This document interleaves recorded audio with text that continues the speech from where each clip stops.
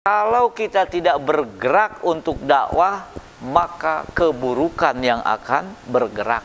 Kalau kita tidak berbuat untuk menguasai, maka yang akan berkuasai adalah keburukan. Maka prinsipnya mari kita, karena yakin Islam itu baik, kita perjuangkan Islam. Jadi kalau ditanya kenapa Anda memperjuangkan Islam, karena kami yakin Islam baik. A'udzubillahi minasyaitonirrajim. Bismillahirrahmanirrahim. Alhamdulillah wassalatu ala Rasulillah. Para da'i ilallah yang dirahmati Allah. Pertama, alhamdulillah kita bersyukur pada Allah bahwa Allah Subhanahu wa taala memilih kita semua untuk berjuang di jalan dakwah.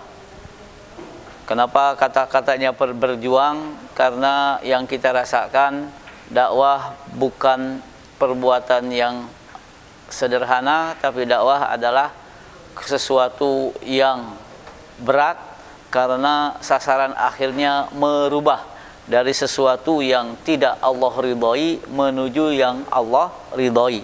Dalam konteks lapangan dakwah, kita menemukan betapa banyak hal-hal yang tidak diridhoi Allah, tapi menjadi budaya, menjadi tradisi, menjadi kebiasaan di tengah masyarakat. Karena hadirin rahimakumullah, ikhwani wa fillah, kita bersyukur mengucap alhamdulillah kepada Allah yang memilih kita semua untuk menjadi ad-du'at ilallah. Salat dan salam kita haturkan kepada Rasulullah sallallahu alaihi wasallam. Semoga salawat kita selalu mengingatkan kita bahwa qudwah kita dalam berdakwah adalah Rasulullah sallallahu alaihi wasallam. Ikhwani wa akhwati fillah, ad-du'at ilallah. Tadi yang disampaikan adalah tentang al-thaqafatu ad-da'iyah.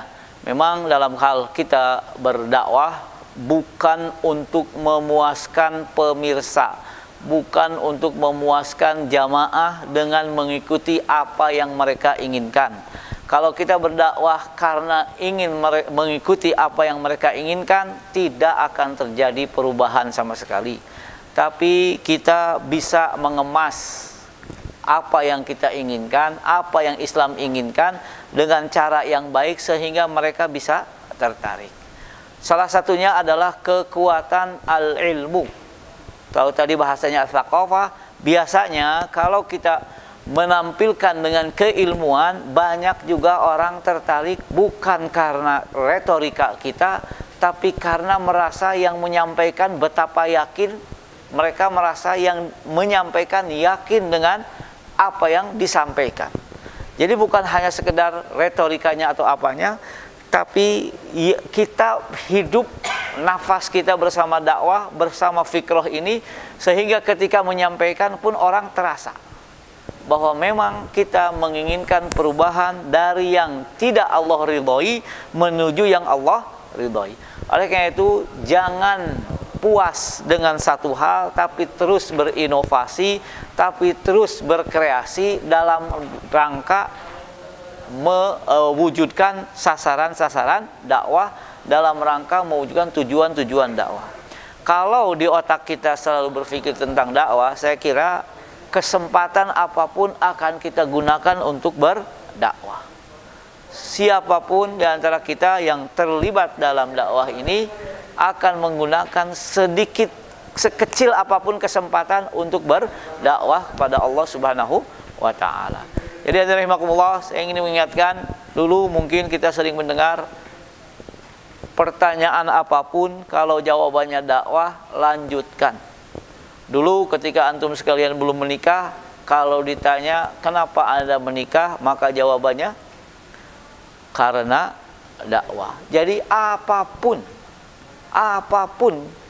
kesempatan silahkan gunakan untuk berdakwah. Anda sebagai guru, lakukan untuk dakwah. Anda sebagai katakanlah mempunyai profesi yang seakan-akan jauh dari kata-kata dakwah, tapi gunakan sebaik mungkin untuk berdakwah. Anda sebagai pedagang, gunakan untuk dakwah. Paling tidak orang akan melihat akhlak kita, orang akan melihat tingkah laku kita, sehingga kalau kita menyampaikan dengan baik, insya Allah mereka pun akan menyambut dengan baik. Kalaupun terjadi ada penolakan, usahakan penolakan bukan karena cara yang tidak baik, tapi karena menolak konten. Kalau cara, kita yang salah. Kalau marah gara-gara cara, kita yang salah. Kalau marah gara-gara isi dakwah, kita tidak sama sekali tidak bersalah. Ibnu Mas'ud memang pernah diriwayatkan seperti yang dilakukan Abu Bakar, pernah juga dimarahi, bahkan digebugin oleh orang-orang Quraisy, bukan karena cara yang salah, tapi karena marah dengan konten dakwah. Konten dakwah, isi dakwah tetap walaupun caranya berubah. Dan cara di situ ada penuh dengan inovasi, penuh dengan kreasi, dengan cara apapun. Terakhir, ikhwati fillah, para duat ilallah, kalau kita tidak bergerak untuk dakwah, maka keburukan yang akan bergerak. Kalau kita tidak berbuat untuk menguasai, maka yang akan berkuasai adalah keburukan. Maka prinsipnya, mari kita karena yakin Islam itu baik, kita perjuangkan Islam. Jadi kalau ditanya kenapa Anda memperjuangkan Islam, karena kami yakin Islam baik. Itu yang disebutkan juga oleh Sayyid Qutb dalam tafsir Al-Quran. Kenapa Anda berdakwah? Karena kami yakin Islam itu baik. Jadi rahimakumullah, mudah-mudahan pertemuan kali ini paling tidak recharge ya, mengisi baterai kembali tentang perjuangan dakwah. Perjuangan dakwah tidak akan pernah berakhir sampai Allah ridha terhadap apa yang dilakukan manusia, yaitu menegakkan ketauhidan di muka bumi Allah Subhanahu wa taala. Bumi langit milik Allah, maka kita pun dengan tegas mengatakan yang berhak menjadi aturan hidupnya adalah aturan yang Allah ridhoi, bukan aturan yang manusia sukai. Mungkin ini mudah-mudahan bermanfaat bagi kita semua. Wabil khusus li nafsi billahi taufiq wal hidayah. Assalamualaikum warahmatullahi wabarakatuh.